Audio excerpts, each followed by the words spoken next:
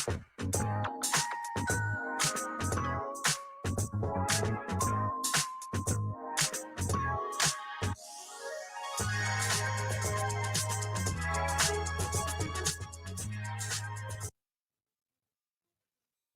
morning, good afternoon, and good evening. This is Pamela, and you are watching Pam Entertainment TV, where we review movies, television series, and incidents of pop culture just to see how those incidents affect our daily lives. Listen, we're going to go over this really, really quick. This was a background information gathering episode of Reasonable Doubt.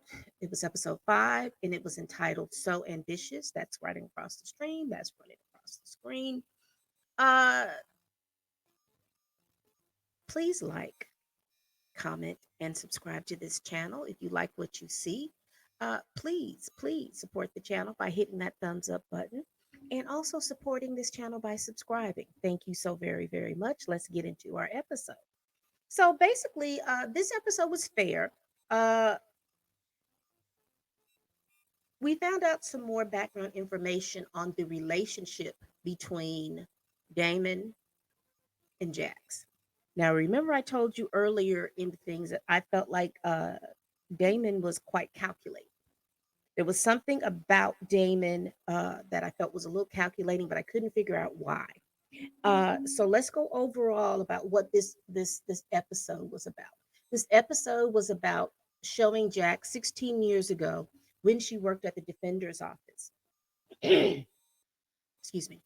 That she worked at the defender's office. When she worked at the defender's office, she had series and series of cases. And apparently, Jax was very good at what she did because she was considered a top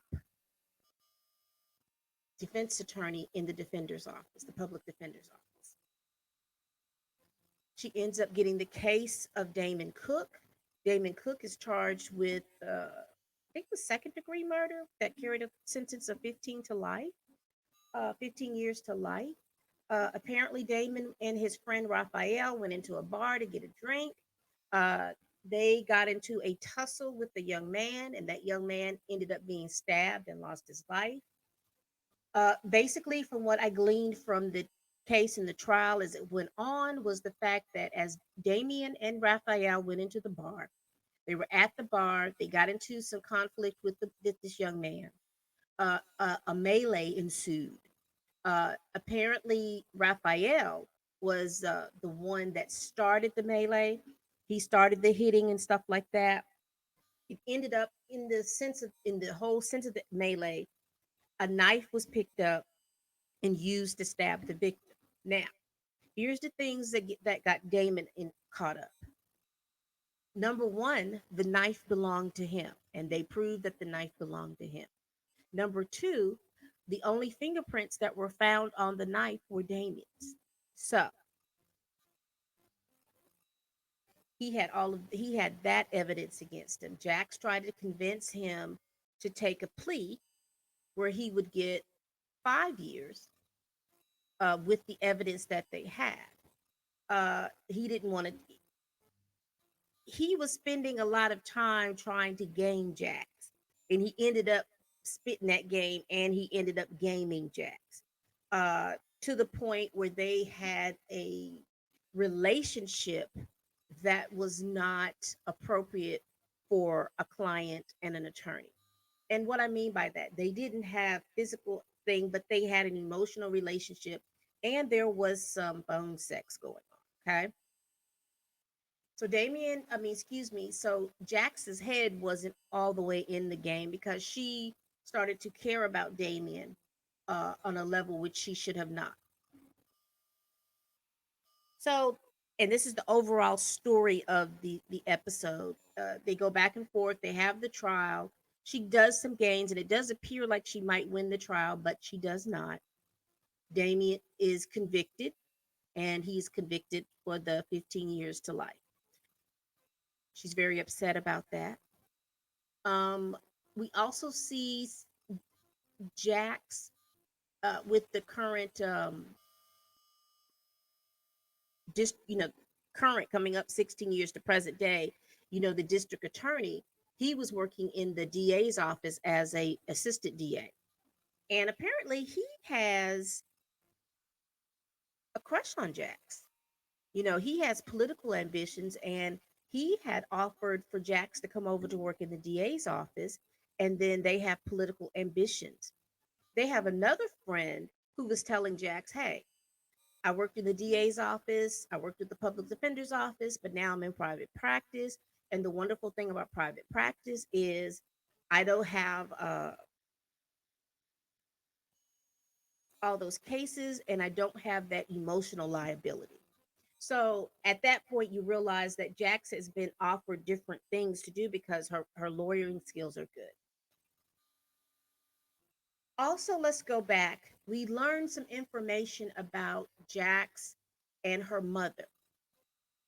Now, we understand that Jax's mother, Jax's stepfather, the white guy, that she was with him. She divorced him back then because he did something to Jax. Now, the thing that they didn't offer the information for us is exactly what happened. And this is when we see that Jax's mother decides to take this man back, even after he has done what he's done to Jax. What that was, they were not clear. They're leaving that, uh, I guess, to viewer interpretation, which to me they should not. I think that they should tell us what it is that he did to Jax. So, I mean, you can make a case that he claims that he was drunk, and whatever he did to Jax, he did it to her when he was drunk, and that he apologized for his drunk behavior. Uh, Jax's mother seems to have accepted the apology, but Jax hasn't accepted the apology. And she's very angry with her mother because she was saying, you're my mom. How can you fall back into this trap of him wanting to come back? And she's like, well, he's made all this progress and I think he's doing well and all of these different things. And Jax just basically tells her, look, you're my mom. You're supposed to protect me. And you've always put your needs above mine. And I think that that has been an issue back and forth because, like I said, Jax's mom is of the generation that who she is, her importance to the world, her status in the world is all determined about whether or not that she has a man. And I do know this is a phrase that I used to hear a lot when I was younger, to even the girls that are in my age group who are now women would say that I'd rather have a piece of man than no man at all. Because with women, our status in society is dependent on whether or not they're in relationship to a man. And so that is Jax's mother's mindset. We also learned that Jax's father, the reason why Jax and Jax's mother and her father are no longer together, because Jax's father is a drug addict. He is a constant back and forth going back into with his addiction. The last thing about the episode that we see and that we find out is how Jax met Lewis. Uh, and I'll just go into that, and this is probably going to be the end of that because, like I said, this episode didn't spend much time on anything more than the topics that I've just talked about. But we find out that Jax met Lewis simply because she ran into his car because she was upset with the fact that Damien was convicted. Damien had called her. She got upset. She got in her car. She started driving. She wasn't paying attention. And then she ran into Lewis. And that was basically the end of the episode. And that's basically the episode. Did you all watch? Tell me what you thought about this episode. Um, the only thing that I think that we were clear about is the fact that Damon and Jax had a relationship. Like I said, it was an emotional relationship. It was a relationship that should not have happened since it was a client attorney type of relationship. And they should not have had an emotional relationship with each other. So now we understand that when Damon called for Jax 16 years later, why she was feeling the way she was feeling.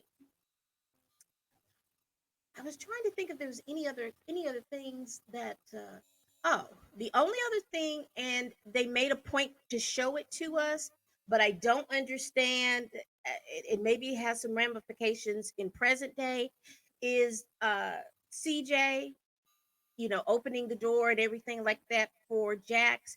And the way he looked at her kind of like, ooh, she fine. I'm assuming that possibly Damon told CJ about Jax and all of this other stuff and about how he was talking to her, because apparently Damon is just a smooth talker. He has that ability. And like I said, he's played by old Blue Eyes. So he has always had the ability to talk to women and to make them feel very comfortable about talking to him and things like that. So for me, that is a red flag. I don't know how essential it is, but like I said, Damon has an issue. Uh, he is on a mission, and whatever that mission is, he's being very calculated about. Okay. All right, people. Please like, comment, and subscribe. I really do appreciate you hitting that thumbs up button. It helps me with my engagement and bring me up in the algorithm. If you subscribe also, that also helps me. Uh let's see. If you watch this episode and you found some other little key little nuggets, leave it down in the comments. If you've watched the past episodes and you found little nuggets and things like that that I've missed, please leave it down in the comments. Now, for this episode, I don't really have a Jax who shot you, simply because a couple of people that were in this episode are on on my list, which is CJ and which is Damon. So I still they're still in the neck of as far as who shot Jax. Uh, in this episode, there was nothing for us to glean in regards to who killed Kalisha. So we will see. We will see. All right, people. You all have a wonderful, wonderful rest of your day. All right. And as always, bye bye.